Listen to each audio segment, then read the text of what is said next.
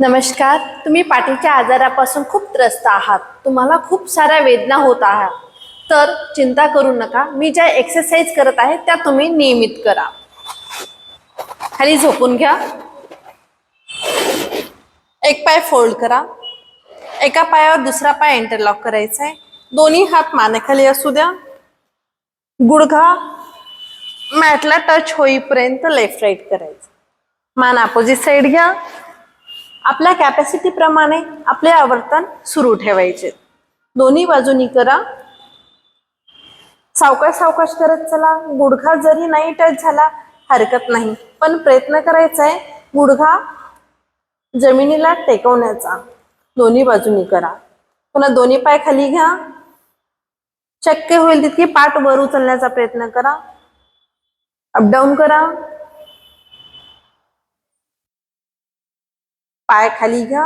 दोन्ही हात शोल्डरच्या बाजूनी सरळ ठेवा. डावा पाय वर घ्या. उजव्या हाताकडे घेऊन जा. मर्कटासन मध्ये या.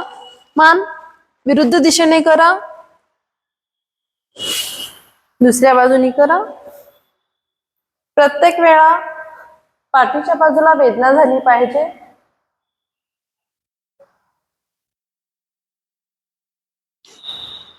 रिलॅक्स फील करा. पुन्हा दोन्ही पाय घ्या. वर घ्या. दोन्ही बाजूला आपले पायाचे गुडघे आणि पायाचे घोटे दोन्ही बाजूला टच करण्याचा प्रयत्न करा. उचलून घ्या पाय.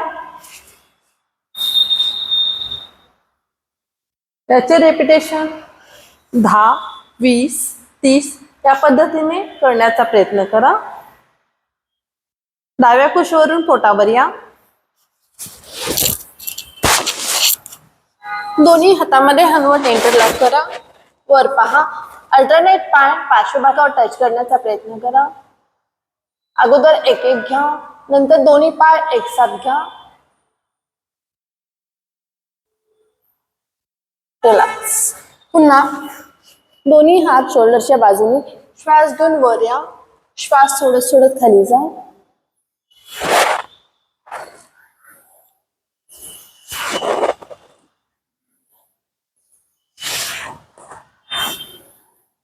एक पाय फोल्ड करा आणि एक हात वर घ्या. पाय उचलण्याचा प्रयत्न करा. पुन्हा खाली जा. वर येताना श्वास घ्या, खाली जाताना श्वास सोडून घ्या.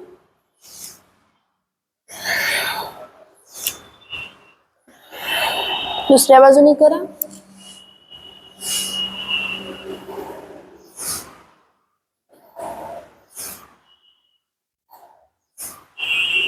रिलॅक्स. गुडघ्यावर या. श्वास घेऊन मानवर, पाठीचा कणा खाली. श्वास सोडत सोडत मान खाली, पाठीचा कणा वर. कोपर एकदम सरळ असले पाहिजे. प्रत्येक वेळा वर जाताना श्वास घ्या, खाली येताना श्वास सोडून घ्या. प्रत्येक एक्सरसाइज ही श्वासावर लक्ष केंद्रित करून करा.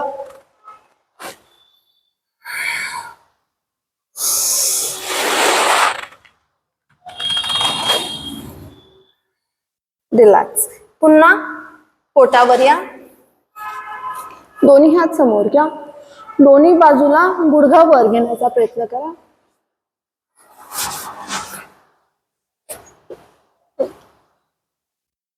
आपल्या शरीराला जमेल तितकंच करण्याचा प्रयत्न करा.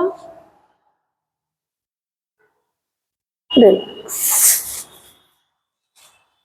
त्याचे रेपिटेशन तुमच्या बॉडीला शक्य होतील तितकेच करण्याचा प्रयत्न करा.